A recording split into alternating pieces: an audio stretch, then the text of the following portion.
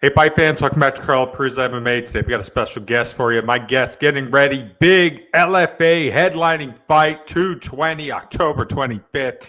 He is top bantamweight. He is Mr. Michael Cyr. He's taking on Kasey Tanner. Michael, what's up, my friend? How are you? I'm good. How you doing? Thank you. Thanks for having me.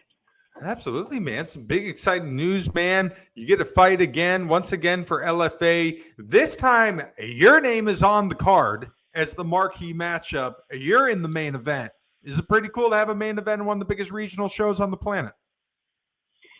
Yeah, I mean, I've been hoping to make it back to LFA for a while. A lot of things happened since the last time I've been there, so it's really good. It's great timing, and then I mean, headlining a card. This will be the third time that I've done that, but the biggest stage for sure, and it's gonna be a lot of fun.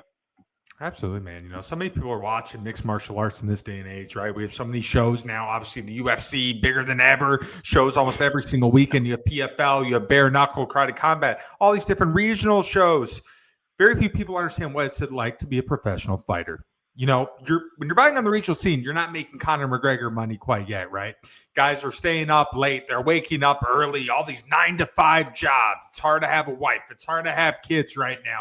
You miss birthdays, weddings, Thanksgivings, dinners, everything. You're sacrificing maybe for the chance to fight in the really top shows. You've been doing this for a while, man. You've experienced the highs. You've experienced the lows that the sport has to offer. What's made you want to keep going? I've actually thought of this a lot, especially through a couple of times I have injuries and stuff like that, where you may have to sit out for a couple of weeks or whatnot, and I just can't stay out of the gym. It's too much fun. There's nothing like tapping somebody out or hitting a good combo when you're sparring and stuff, and really the fight is the culmination of that whole thing. Like being able to win a fight, everybody knows what I'm talking about. If they fought a fight, it's addicting, and I don't know, I can't get enough of it. Absolutely, man. You've really become a name for yourself with your grappling. I mean, your submission work is so amazing to watch. But one thing about you, man, you're always looking for the finish. When you're on the ground, you're always advancing positions, trying different things, trying to put your guy out as quick as possible. How much pride do you take in your fighting style? Well, thank you. Yeah, that's I've got 100% finish rate. I feel like it's not a win unless you. I mean, there's no shade to if I get a decision victory someday, cool, whatever. But I don't think it's gonna feel the same as if you can put the guy out. I got one knockout and 7 submissions, and I mean that's really what feels the best. That's what I think fighting's all about anyway. It's supposed to be decisive, and if I could get my way, I think we just go a no time limit, just go until something happens and let somebody quit or whatever. I think that'd be the best. But the rounds, you make it work, but I never go for decisions. I just try to take them out. Absolutely. I think one of my favorite performances of yours was that contest. I think it was 2014, January of last year. You landed that twister in your Fierce FC 29 bout, man. Walk me through that moment, man. Walk me through when you were able to land that thing. Yeah, I had trained that for a while. I got it another time since, but really, it's just you get that body triangle locked up, and it's a really tight position, and there's a couple of tricks to it, but really, I mean, the way it happened that time, it was my opponent thought he was getting out, and really it was just out of one thing into a new submission, and that's kind of the nice thing about having a tricky game is that you can kind of lead people into some spots they've never been before, and that's really all that was, just let him into a spot that he hadn't really seen, and was able to put a lot of pressure on his ribs and his neck, and got that sub. It was pretty nice. Absolutely, man. For you, man, what's the ultimate goal? What do you want to accomplish in the sport? At this point, I've had a lot of fun with it and everything, but I think it's time to start making some money doing it. So it'd be fun to hit some big paychecks, but really to get in front of a really big audience. The bigger, the better. This is only moving up and up and up, and get in front of a UFC crowd or something like that, and really get the name out there. And I mean that's it for me. I want to do it on a bigger stage. Getting these submissions. I've gotten submissions against good guys and things, but I want to do it where people really take note of it and get to see that something like a twister in the UFC. And there's been only a couple so far. I got a lot of other things up my sleeve, but yeah, I want to do it in front of a bigger crowd, and then let's make some money doing it too. The opponent you're facing for this one, Mr. Kasey Tanner, a guy who's not shy of the big stage, has headlined stuff before, has been on the Dana White Contender Series before in the past, become a big name in the regional combat sports community. With a big win over him, do you think that really advances you and gives you a good chance to maybe make that transition in the near future to the UFC or another big promotion? Yeah, we're both 8-1, and I mean, shoot, he already had he already had one shot at the UFC. Unfortunately, he went against a really tough guy and didn't get the victory there. But looking at his record, I mean, it's going to be my toughest fight yet, and I think same for both of us, really. But it's one of those ones that I think after a fight like this, it'll be kind of undeniable that as long as the right people see my name, I think it's going to be easy to take me to the next level. Overall, what do you think of him as an opponent here? Good. He's pretty good defensively, offensively. Game looks pretty simple, but that can be a little bit scary because guys can be really good at just a small number of things, and you can a basic game can go a long way. Is what I'm trying to say. It's really it's not that basic, but basic is a crappy term for it. But he's really good at a couple of things, and got some good grappling, got some decent striking. So we're going to look to exploit a few things in between there. And yeah, I think this is going to be, depends on where he wants to take the fight. But I got my plans, and we'll see. Right now we're in the peak of Dana White Contender season. I think we're about to go into week 8 tomorrow. Have you been paying attention this season? Have you been checking it out time to time? Yeah, I was up until I got this fight, and then didn't really care after that. So just kind of put the nose to the grindstone here. But yeah, before I was watching a few of them. I knew a few people that were competing on there too, so that was kind of cool. But coming up here, yeah, with this fight coming up, I just kind of shut down and lock in into gear for this next fight. It's kind of crazy to see how the sport changed and evolved. 20 years ago, it was such a fringe concept. It wasn't legal everywhere. You'd have some guys, they'd fight, they'd stay on the couch for 2 to 3 months after. Now, I think more than ever, you really got to train year round. I mean, guys are getting 2-week, 1-week, 3-day notices to fight in the UFC now, get their opportunity to break in straight from the regional scene. To be a high-level fighter, to try to be the best in the world, do you think you have to train 24/7 year-round right now? Yeah, I mean, especially if you're in a position like where I'm at or where Kasey Tanner's at or people like us, we could really get and I was hoping to get a short notice, and we almost had a couple opportunities. They just didn't happen, didn't pan out those couple of times. But really, it's not hard for me to stay in the gym all the time. Like I said, I love it. I'm in every single week, and I'm in almost every single day when I'm not in fight camp. And then when I'm in fight camp, I do 2 days and then add in some weekend work and really make it a full schedule. But I'm always learning. Like, you get out of fight camp, I think you got to stay in a 80% shape type deal, and then go back to having fun and learning again.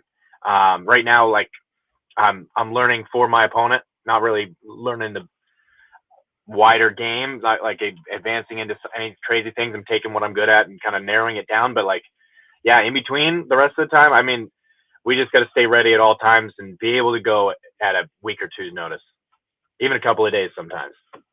Absolutely. You train over Washington, Warrior Camp. You have a gym with a bunch of amateur guys on your team. You also have some pro guys, some guys who have done LFA, Bellator, Contender Series, all of that stuff. What's it like now to be in the position where you run the guys, top prospect in the division, the younger guys, they're looking up to you. They're looking at you as the role model. They're looking to you for advice.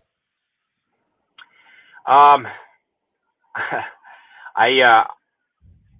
one of those guys that just kind of get into the gym, and when I'm in there, I'm working, and then maybe for a couple minutes afterwards, we'll BS a little bit and have some fun. But really, it took me a long time to really realize that that's kind of the position I've been in, and just the other day I was thinking about it because Friday night was local fights here in town, and we had probably 6 or 7 guys fighting on that, and so really, yeah, being able to go out there and corner them, helping them out, and being on the opposite side of it, kind of. I'd stay away from coaching besides just covering jiu-jitsu classes when Pablo's gone or whatnot, my coach Pablo. But just because I got to be in the mind state of just forward and ready and fighting, not coaching so much. But really, it's good to be in that other spot, setting an example for the guys, and then and also remembering where I was. I had people like Daniel Swain, Josh Reddinghouse, Mark Coates. I got a bunch of teammates that have been just taking me under their wing over the years and really showing me the ropes. And so to be able to do that back, I kind of didn't do that for a little while, and because I was focusing on myself, and then you find yourself in between fights, and you really got to just help out the younger guys in between. And it's pretty easy when you're doing work every single day, and someone's getting close to getting good at some submission or some striking moves or whatever, and be able to help them out with that. Just the technique is everything. For you, do you get more nervous when you're cornering some of the guys than when you're actually going out there doing it yourself? Yeah, it's a weird one. I think most everybody does. Like it hits you a lot different because there's nothing you can really do about it besides just sit there and wait and maybe give a couple of. Hopefully they listen real well and give them a couple of pieces of advice. But yeah, it's way more nerve wracking than doing it yourself. You win by the time you get, especially after the weight cut's done, you're full and happy and ready to go, and you got some carbs back in you. You're all excited. You feel invincible compared to waiting around for a buddy to go fight. So yeah, that's a tough one. Do you think that fighting is more mental than it is physical?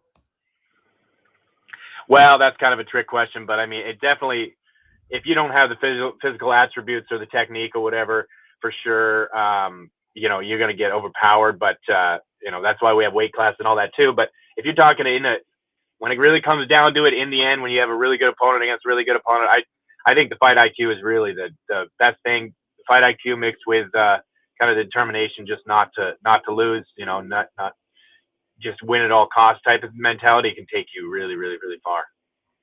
Obviously, I think you've emerged showing that you have some of the best grappling right now on the regional scene. You're a fun and electrifying fighter. But I think another thing that people flock to you, the hair, the mullet, it's in the name. Not the first fighter with the mullet. Obviously, you got Aaron Jeffrey over the PFL. He's rocking one. Josh Silveira, Diego Lopez got some mullet action here sometimes. Where does your mullet rank up with the best in MMA? Do you think you're up there? Oh, I don't know. It's pretty decent right now. I kind of need to trim it up a little bit. It's getting kind of long on top and stuff. You barely see because of it's dark over here. But anyway, no, it's all right. It's all right. I'm gonna trim it up, make sure it looks pretty good for the fight this time. Absolutely. In this day and age, one thing that we're seeing is so many new fans are watching the sport, and one thing they like is entertainment. They want to see a guy go out there. They want to see finishes. Sometimes they want to hear guys pick up the mic, cut a promo, say some crazy stuff on there. We have a term now called the casual fan. And don't get me wrong, every fan's good through the sport. There's nothing wrong with casual fans.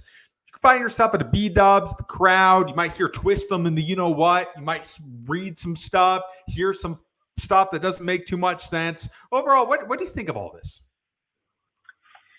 Yeah, it's good. I mean, that's the way it goes with any type of sport. But I mean, a lot of times casual fans will either just still be a casual fan and only watch a fight every once in a while or whatever. But I feel like most of the time a casual fan turns into a pretty hardcore fan pretty quick. If they're out there commenting and doing whatever and saying some goofy stuff, they're either doing it to get a rise out of people or they're going to turn into a hardcore fan.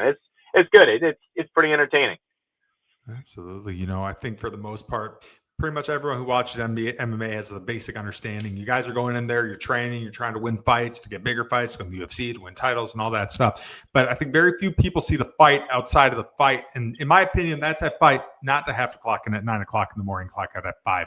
That's that fight to secure financial freedom. That's that fight to live life on your way, not follow societal norms, create a dream, create a platform, and you do what you want with it. Has that been a big part of the journey for you?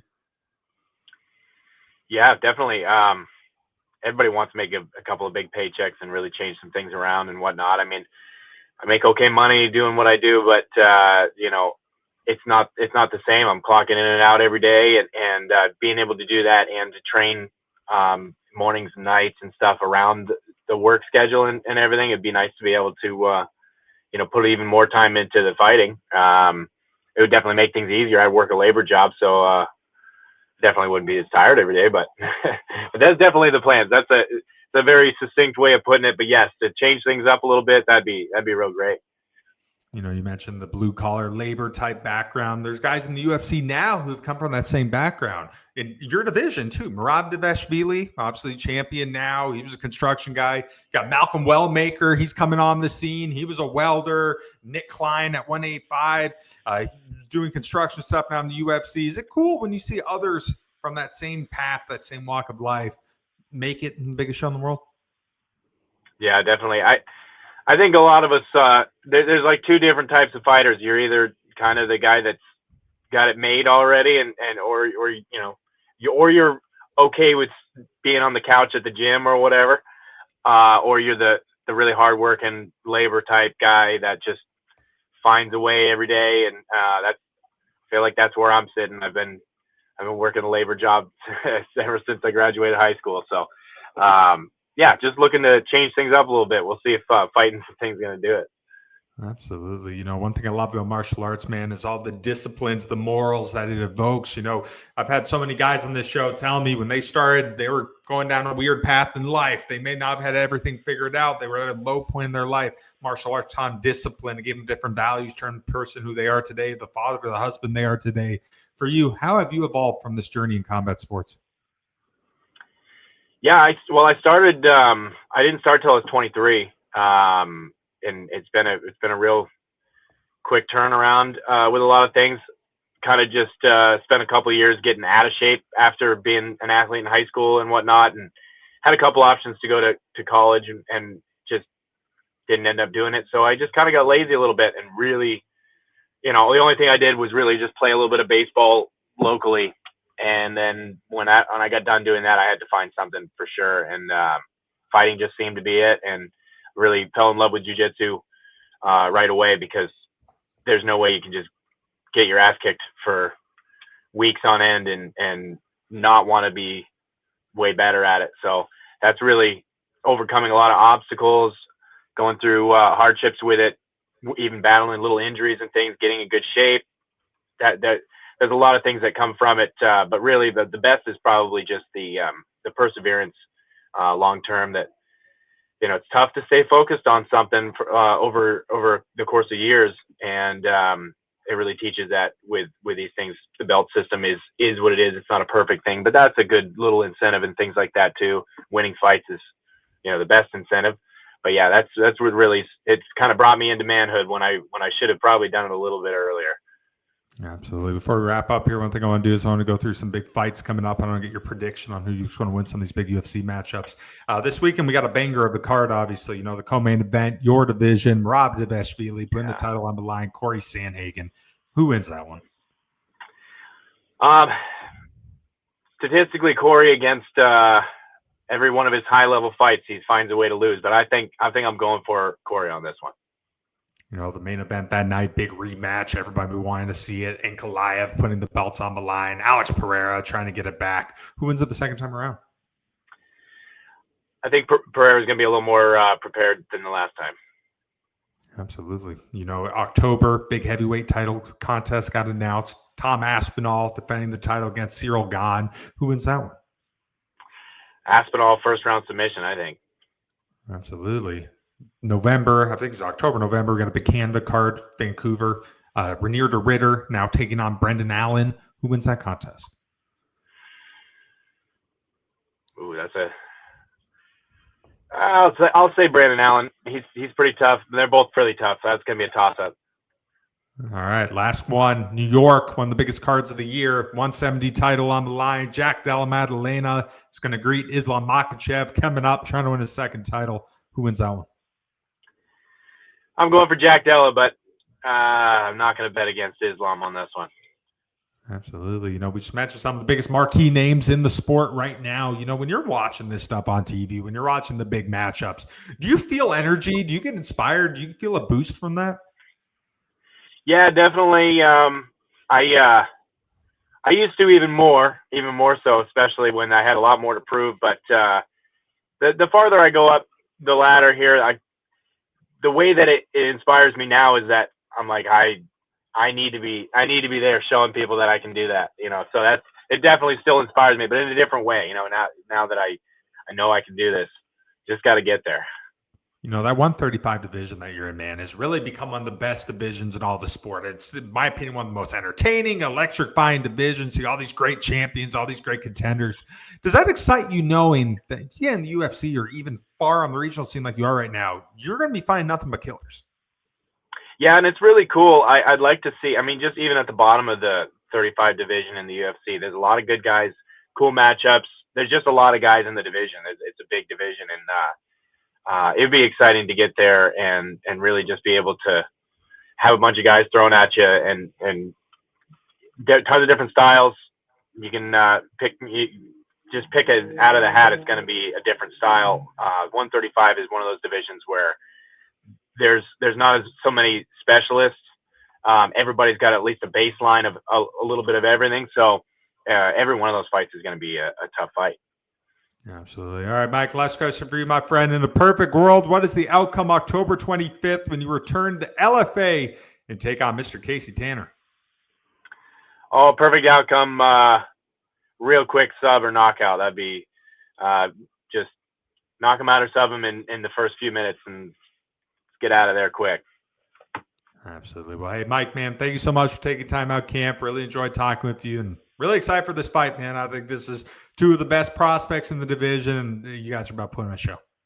Heck yeah. Thanks, Carl. I appreciate it. Absolutely. That's it for us tonight. I'm Carl Peruzza. He is the mullet. He is Mr. Mike Cyr. You can watch him take it on Kasey Tanner going down October 25th, LFA 220. Good night, fight fans.